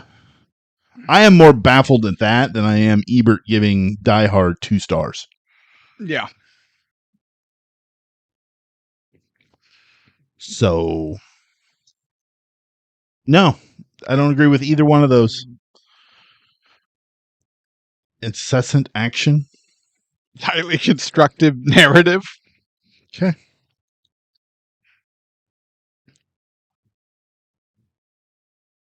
There are a lot of good things in Escape from New York. The idea is good, so is the real craftsmanship of the director, John Carpenter. But I wish the situation had been explored a little more completely. I wanted to know more about that strange prisoner society on Manhattan Island. I wish the characters hadn't been played as caricatures and exaggerations. The movie turned into more of an action cartoon than a real thriller, and that's too bad. Well, we have a big disagreement because I like the picture. I agree with you. It is a cartoon. I thought it always was intended to be, and I enjoyed it as such. The thing that bugged me is what you did mention, which is that I think they blew an opportunity by not giving us more about the prison society in Manhattan. I don't know why they didn't do that and instead gave us Adrienne Barbeau walking around half naked. I think she's a very poor actress. But the film was very entertaining. I liked it as this comic book hero with, you know, Kurt Russell doing a great imitation, I thought, of Clint Eastwood. I thought it was very much fun. I'm not sure that was Kurt Russell's intention. I didn't think the film was that entertaining. I thought it turned into a series of chases, like chases we've seen before. And another thing, a lot of American movies in the last couple of years even have had trouble with endings. They don't know how to handle the last 15 minutes, and this movie certainly doesn't. The ending is very off-key and very disappointing. Well, we disagree because I thought the ending was cute and made a little tiny point. We split on Escape from New York. Gene thought it was an exciting thriller. I felt the story became too much of a caricature of itself. Okay. Anything else? No. Do you have any awards? I have 2 awards. Okay. Actually, I have 3. I'll take that back. Okay. Shelley Duvall, it's fine. Donald Pleasence. No. Kurt Russell. Yeah. I mean, he's doing a Clint Eastwood impression Yeah. here.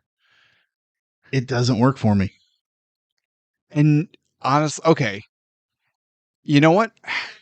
Does anyone in this movie give more than a Shelley Duvall level performance? The only one I would say is Romero, because he's just so weird and out there, and it's more interesting than any of the other ones. Yeah. Sure. But I mean, yeah, you could probably pick anybody in this movie with the exception of Isaac Hayes and throw him in the It's Fine award. But really, fuck that. He's dull. Oh, absolutely. Yeah. Okay. You know what? I was thinking Donald Pleasence, but you're right. You give it to anybody other than Isaac. I don't know. You know what? I take that back. Lee Van Cleef does a good job. You're right. Yes, he does. Everyone else is there. Yes. Okay. Oh, I do have a McCready's Hat Award For Cabby? for Cabby for his stupid Cabby hat. I hated it. I did too. I hated it. I was watching. I went, "Oh my god, a hat!" This was the most exciting part of the movie. Is I went, a hat that I hate. There it is. I have the Morpheus Award for Here Best it Dressed. is, Cabby's hat.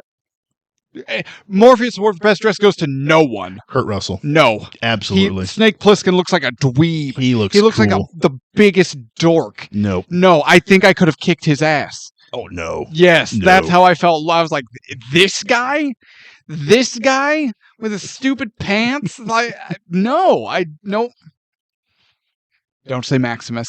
Don't say Maximus. Oh, no, I don't have that. Okay, thank you. I have the Mr. Joshua Award for secondary villain being better than the main villain. Ox Baker? I picked Romero. Oh, okay. He's kind of the he- secondary. he's the right hand. But yeah, he's way better than Yeah. the chef. You know what? Agreed. I'll give you that. Yeah. It's not the chef. It's just chef. No, he's the chef. He's the Duke. And Yeah. the chef. But he wasn't the chef. He was just chef. Oh, sorry. You're right. I'm looking at our board. No, that's pretty much it. Best part? The best part of it is, I think it's the idea. No, that's... I don't know if that counts. We're getting real fast and loose with our interpretation of some of these awards. Or Do I have to pick something specific from the movie? Well, that is what best part means. All right, come back to me. Okay.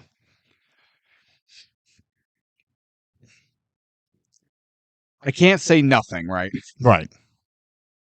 If I can't say the idea, then you can't say, oh, nothing. All right, come back to me. Okay, No. Worst part.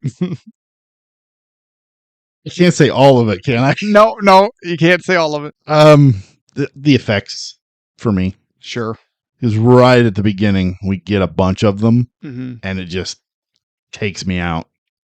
So, best part is the idea, the high level idea. The worst part being the effects. Yeah, I think the idea of this is fucking awesome. I like the idea of having New York walled off in the future, and it's just a prison that they throw people in and don't even really monitor what they do in there. Well, no, and part of it is it's a free for all. Yeah. They let it be a free for all. And I like the world building, that the potential they have with it. But that's about it.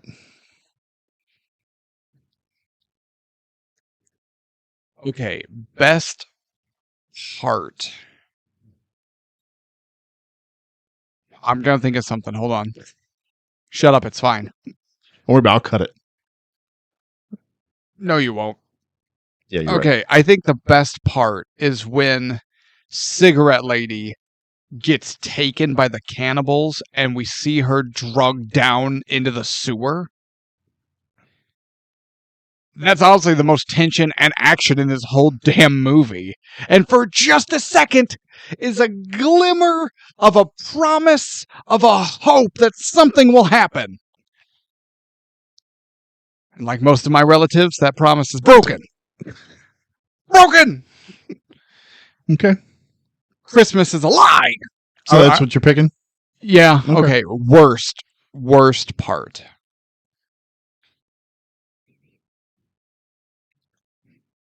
God, trying to narrow it down. I think it's Air Force One.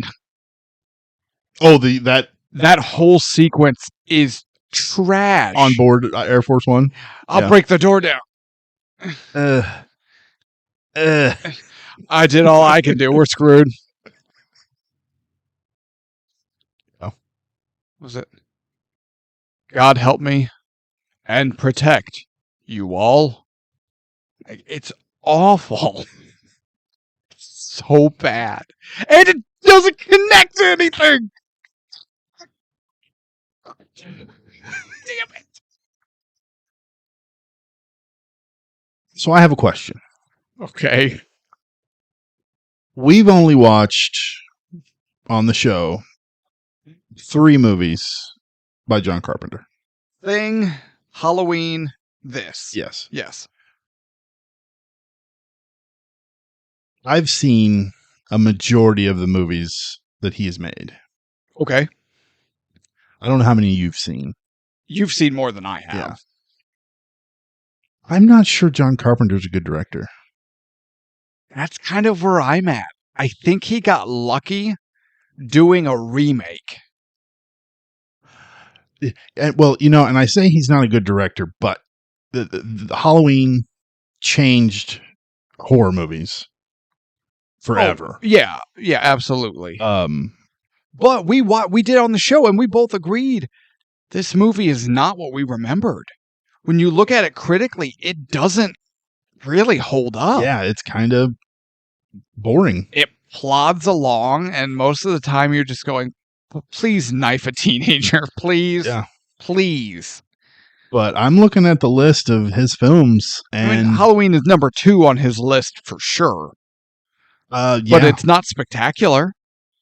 His one, honest to God, standout, runaway classic is The Thing, which is a remake based off of a book.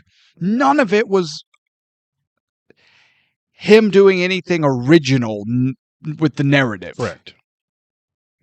Yeah, so I don't know. I know we got more of his movies in the hat.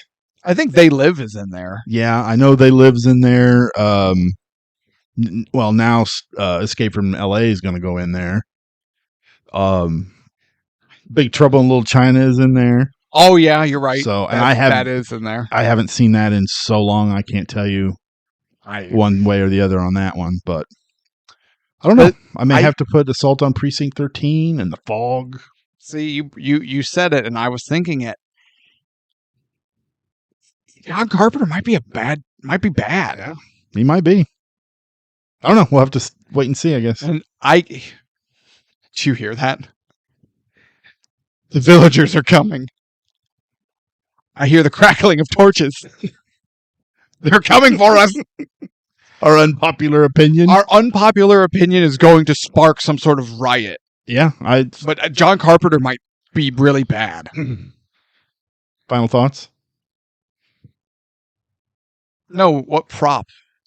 You have to put, if we have a prop in the studio. The map of the mines? Yeah. Do we ever see it? I don't know. I don't think anybody, I wouldn't know what that is. The only thing that comes to mind right off the bat is the eye patch. But I thought maybe the big timer. Yeah. Hit Boy. Because at least that, I'd be like, oh yeah, I know what that is. Yeah, that's true. Or the eye patch. But then you're like, Nick Fury? Yeah. At a certain point, it's... So, yeah, I'm going to have to go with the Pip Boy, I guess. Pip Boy. Yeah.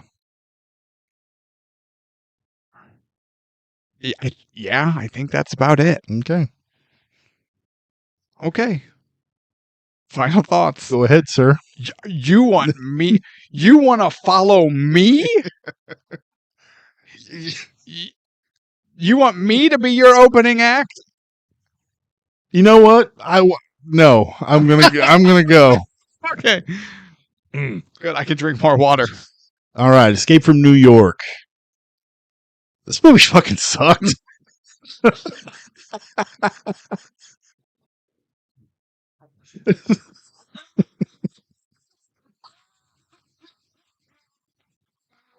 Came out of my nose. Oh God.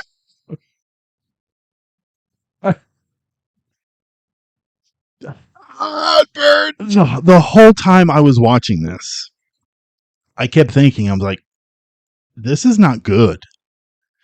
And then I kept thinking, are we going to get roasted if we give this a bad review? Like, I don't know. I feel like it's almost the equivalent of kicking a puppy. You know? Like, I think this movie is universally loved. Puppies have redeeming value. True. But you're right. Yeah, that's what I kept thinking. And there is not... I love Kurt Russell. I don't like him as Snake. He has one mode, and it's just all the time gruff. Bruh. I'm like, come on, stop. Even Solid Snake had emotion. Yeah, something. The effects are terrible. The acting is just kind of wooden. The characters, Romero is the most interesting one. Yeah. The chef is terrible, or the Duke is terrible. Sorry. I like the music. The music is really cool. Again, I love the concept of it. I think it's a great concept idea. It's just kind of that's all they had. Mm-hmm. But is this movie worth it? No, it's not worth the ticket price. Just you'll be bored. Nothing happens. There's underwhelming amounts of action. I don't know what this movie's classified. No, I as. believe you mean incessant. Oh, that's right. I couldn't remember the word. Underwhelming amounts of action. There was action. It just seems like they didn't have a whole lot of. They didn't have very many ideas to move the story, so they're constantly like, "Oh, they'll escape, and then they'll get caught, and then they're escaping again, and then they're." I don't know. I just felt like we were running in circles for an hour and a half or an hour and 45 minutes. Mm-hmm. And I was bored. So.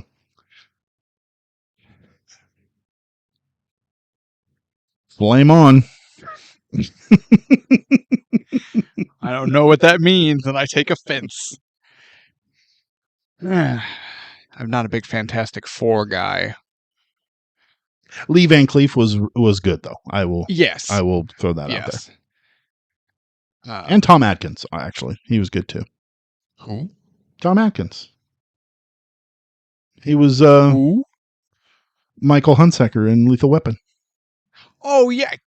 I forgot about the cup of coffee he shows up for. Yeah, exactly. He was so quick in and out. That's what she said. Okay. 1981's Escape from New York. I have a friend. He really likes this movie, which, like you mentioned, everyone does. And when I told him, when he asked what movie are you watching this week, I told him, and he was like, "Oh man!" And I had watched it, and he and I started talking about it, and I just said, "Dude, like, all opinions aside, open mind. Explain." I think I worded it. Explain to me what I'm missing. What are you seeing that pulls you to this movie that I'm not? He said, "I really like the movie's vibe." And I said, "What the fuck does that mean?" Is boredom a vibe? He likes to sprinkle in Gen Alpha slang and try to be hip and internet, and I'm sure in his day-to-day life with who he talks to on a regular basis, that's fine. But sometimes I worry he forgets I'm the world's oldest man, and I don't know what that means. So he explained it. He goes, "I'm using that word interchangeably with like look and atmosphere. I really like the look and atmosphere of this movie." I said, "That is a horrible argument. Look and atmosphere make a good painting. They make a good drawing. They can make a good sculpture. They cannot make a good movie, because a movie is a sum total of many different pieces working together to create a final project." To which I told him, this movie is just a drab-colored avatar. People like the look of it, I guess. Too bad the movie sucks. I like the idea of this movie, and I would like to officially submit it on our list of TicketPrice. I'd take a crack at that. Okay. They said, "TicketPrice, we want you guys to workshop a script for a remake of Escape from New York. Let's do it. Because I think we do it better. I think almost anyone could do it better. Yeah, I agree with that. The writing is poor and so obnoxiously simple. It's borderline incoherent. If you try to plot from point A to B to C, from Act 1 to 2 to 3, you're in for a bad time. Bad time. The acting, if you can call it that, is high school play, I believe, was mentioned. That's true, yes. The world is empty and lifeless. The color gradient is dark. It's night. Yeah, isn't he in there 24 hours? Well, I believe you would only... Final answer was 12. No, from the 12 from when he meets Brain and Maggie. No, you said 12 from when he got to the floor of the World Trade Center. No, I meant 12 hours. He knew Maggie and Brain and Cabby. Oh, sure, yeah. That's what I was talking about. Okay, yeah. But yeah, he's supposed to be in there for like 20-some hours. Yeah. Does it not get daylight any time? This is the only 24-hour period that never has sunlight. Is this like Alaska? Those 3 months? Yeah, apparently. Okay. That's when the vampires come out. Yeah. I'd rather do that movie. I cannot think of a single redeeming quality to mention. This movie, honest to God, I don't understand. It boggles my mind how it got greenlit. Who, in the final edit, watched this movie and went, release it? They should have just canceled it and got the tax credit. This movie is awful. Its writing is awful. Its directing is awful. Its acting is awful. Its look is awful. It's awful. There's nothing here. There's nothing here. You're going to spend an hour and 45 minutes yawning because it does nothing. And it does nothing slowly. Tightly constructed narrative, my butthole. Can you say butthole on the internet? I think you're supposed to say like wrinkly star. My unwiped sphincter. There you go. That's better. Thank you. Incessant action. I swear to God, I would have given my left arm for any action, anything to break up the monotony of Kurt Russell lightly jogs across the fucking screen. Yeah. This movie has rival gangs. Well, they talked about it. We don't see any of it. This movie has cannibals. We see for about 2 minutes. They don't really do anything. God damn it. This movie is a cock tease. It talks about a lot of things. We get none of it. That's a good way to put it. Yeah. Escape from New York. Is it worth the ticket price? Absolutely not. Absolutely not. It isn't. It never was. And no one should ever look back on it and be like, they really did some interesting things. And no, they didn't. If there was anything fucking interesting, I'd have seen it. Because I watched this piece of shit. I watched it with my eyes. Forehead's getting wrinkly. Thank you. You're welcome. This movie is aging my forehead. And that is a crime worse than robbing a bank in 1997.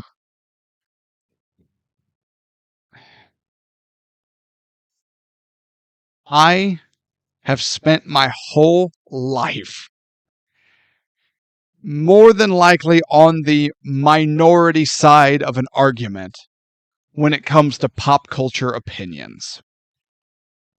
I'm comfortable here because I'm not a bandwagoner. I don't I don't care. If it sucks, it sucks. And I'm going to let you know it sucks. And you really like it? Cool. I hope you enjoy it. I don't. And then, more often than not, you don't like that. How can you not like that? This is blah, blah, blah. Okay, now we're discussing it. So remember, you've asked for this. No, this sucks. And if I'm in the minority, that's fine. Bring the heat, because I can take it. Because you're wrong. If anyone is listening to this episode, watches this movie, and has any defense for it, I will happily hear it, and I will scoff the entire time. And I'll be like, Tevis, look what this idiot says. Incessant action. You didn't understand the complex narrative. It looks so good. I hate this movie.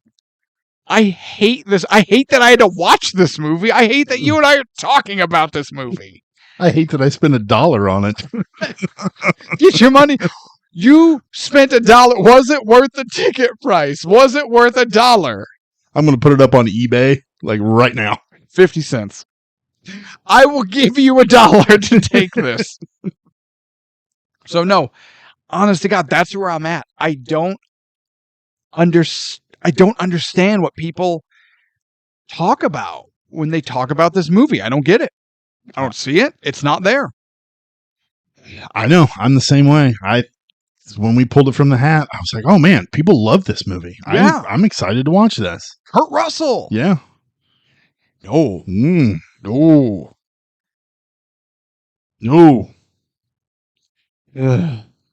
So there we have it. Escape from New York, unanimously not worth the ticket price. Please do yourself a favor and never dig this one up. Leave it buried in its grave where it deserves to be. Hat time. Hat time. It's my turn? That sounds right. Yeah. I don't know. I think so. I put Escape from LA in here the other day. If you pull Escape from LA, I'm going to choke you with my hands. I'm going to put my hands around your throat and I'm going to cut off your air supply. Okay. Escape from LA. Put that back. No. Die Hard 2.